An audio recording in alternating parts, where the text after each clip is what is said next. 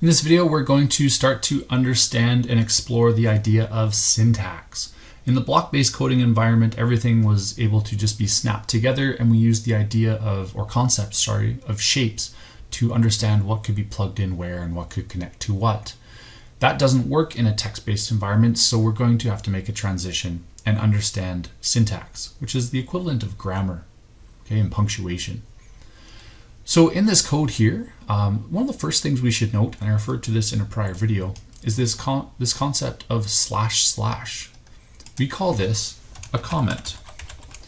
A comment is a piece of text left for the coder or maybe someone you're working with to describe what your code does. There's nothing worse than getting a piece of code and not having an understanding of what it does and having to spend a lot of time to understand what it does. It's very simple to leave some comments behind and to help those that come after you. And it's good practice for you as a coder or as a programmer to leave some comments for yourself. So if you ever go back to an old lesson to understand how something worked, you can quickly read through it and understand what you were doing. Now, sometimes these single line comments can be kind of restrictive because you have to start with a // on every line.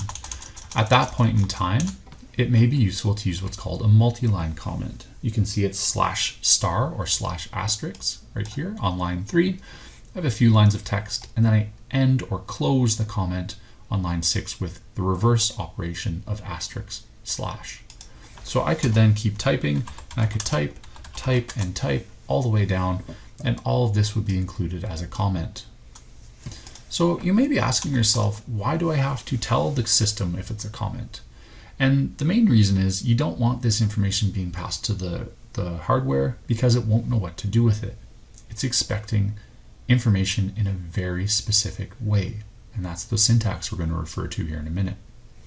So it's very important that any English that you leave in the back or leave in the code to help yourself is put in either a // or a /*. Okay, either a single line comment or a multi-line comment. When it comes to the actual program that's going to get pushed to the robot or pushed to the circuit or the microcontroller, it's going to be looking for specific keywords. Maybe it's an integer being stored as a variable, maybe it's a function being declared, maybe it's the setup or forever loop.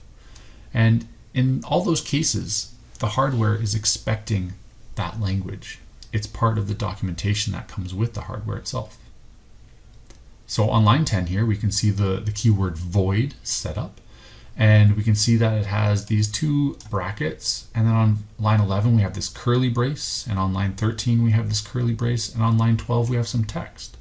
So we're going to understand what that means right now.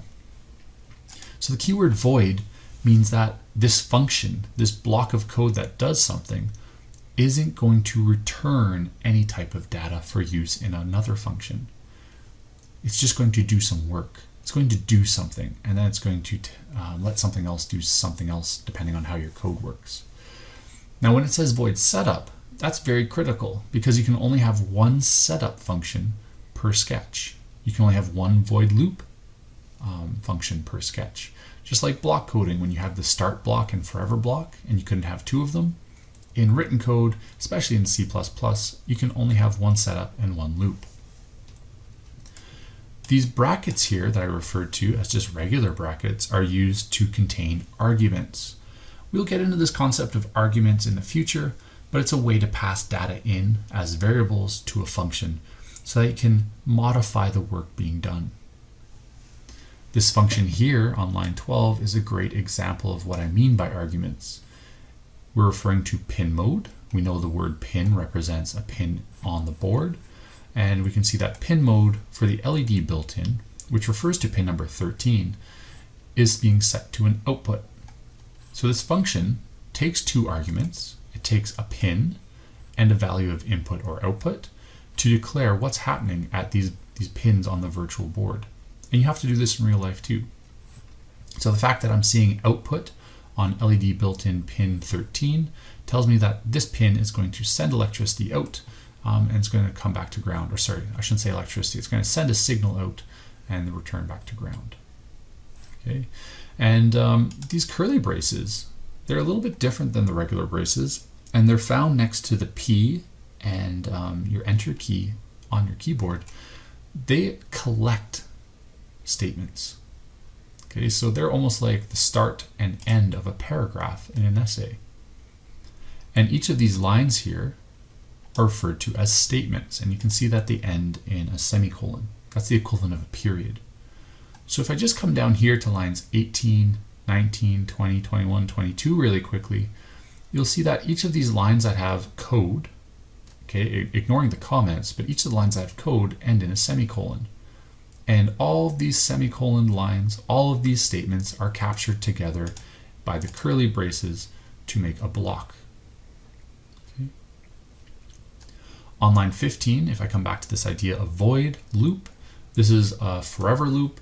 It does some work, whatever you put in it, but it never returns data out unless the function itself returns data out in here.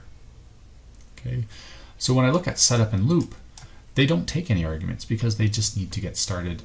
The setup starts as soon as you plug in power, and the loop just continually goes until you turn off power on the board. So the syntax here that we're looking at is fairly simple. We're going to be using / for comments. We're going to be using the normal brackets for arguments, and then we're going to be using the curly braces to represent code blocks or group text. And we're going to use the semicolon, sorry, I'm just going to line it up there, the semicolon there to end a statement. Okay, so the arguments are like variables in math class, the code blocks are like paragraphs in English, and the semicolon to end a statement is like the period itself that ends a sentence or a thought. Hopefully this quick overview provides you enough information on syntax. Make sure to read the text below in the lesson, and this is something you will be practicing quite a bit in the future.